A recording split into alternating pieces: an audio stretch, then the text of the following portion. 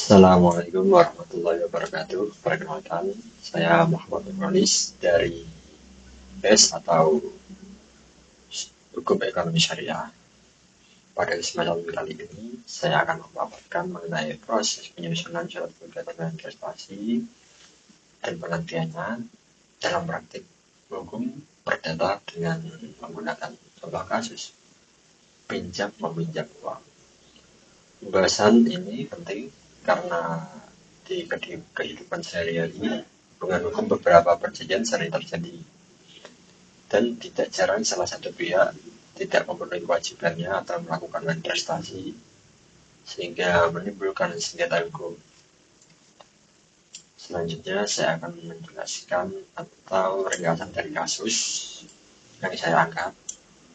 Kasus yang saya angkat adalah investasi dalam perjanjian pinjam meminjam uang berdasarkan dokumen gugatan pada tanggal 1 Januari 2025, penggugat yaitu saudara Andi Pratama memberikan pinjaman kepada tergugat yaitu saudari Citra Wijaya sebesar 10 juta. Pinjaman tersebut dibuktikan dengan dokumentasi tertulis sebagai alat bukti. Dalam perjanjian tersebut disepakati bahwa tergugat wajib mengembalikan pinjaman paling lambat pada tanggal 1 Juni 2025. Namun setelah melewati jatuh tempo, tergugat tidak melakukan pembayaran sama sekali.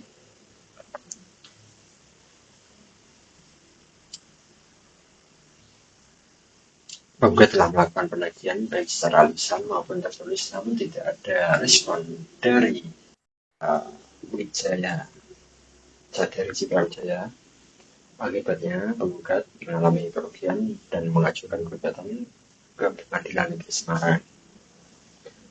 Selanjutnya saya akan sedikit menjelaskan pengertian dari investasi.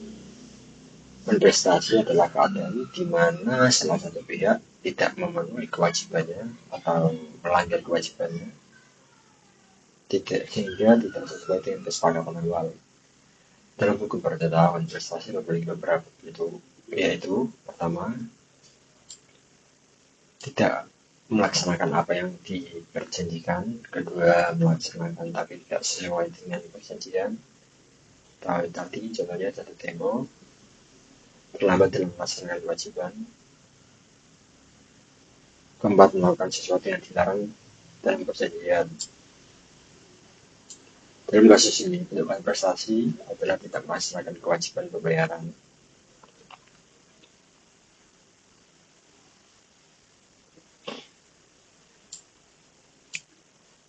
Yang selanjutnya adalah memahami tugas dan menganalisa kasus.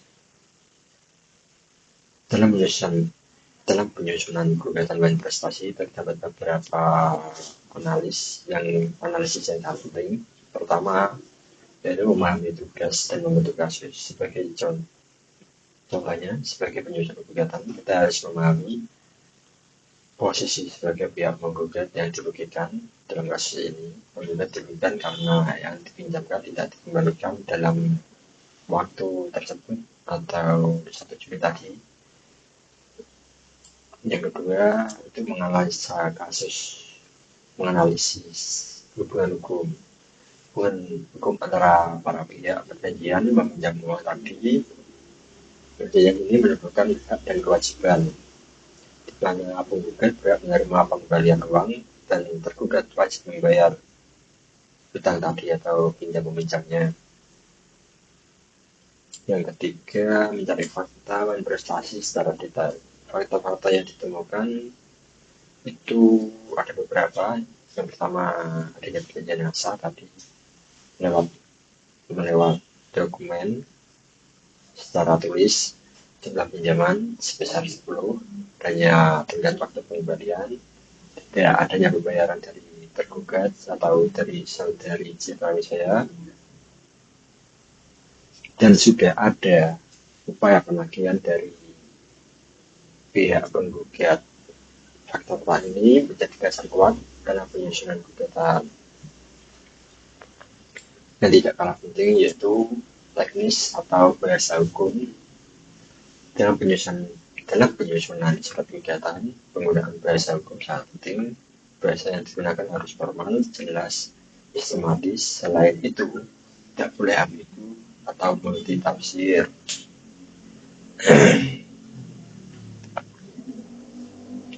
Penggunaan istilah hukum seperti prestasi, perjanjian, atau kewajiban harus tepat. Antara posita, petitum juga harus saling berkaitan agar mudah dipahami.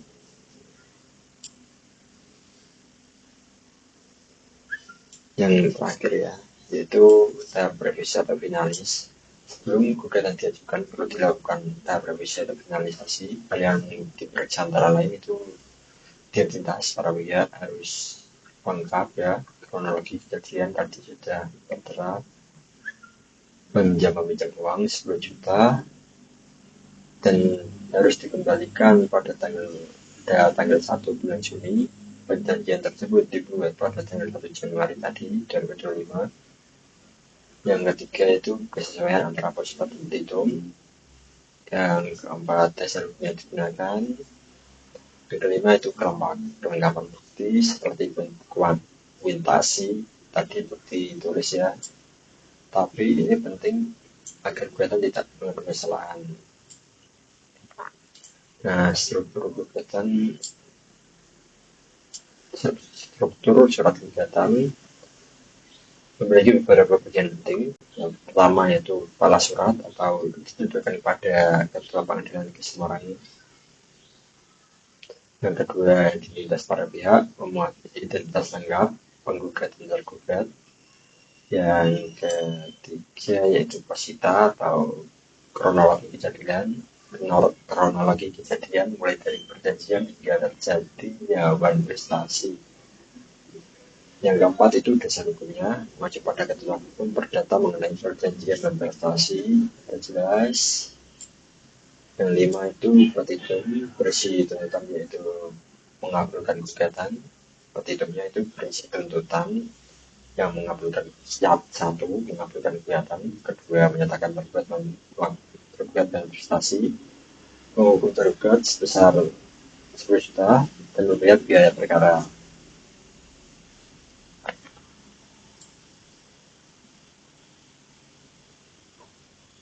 Dan yang terakhir itu penutup berisi tanda tangan dari kuasa hukum.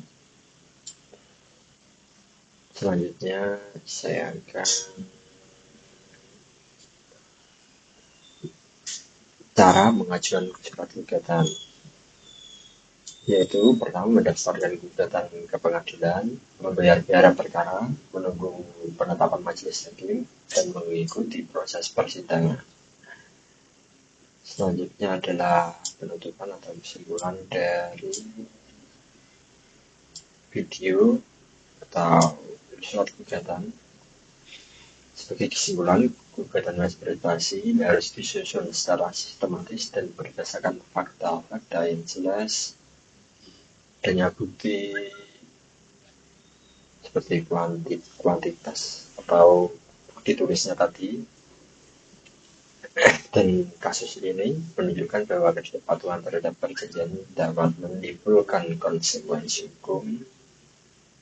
Oleh karena itu, setiap pihak harus menjalankan kewajibannya dengan etikat baik sesuai dengan perjanjian di awal. Demikian penjelasan dari saya. Assalamualaikum warahmatullahi wabarakatuh.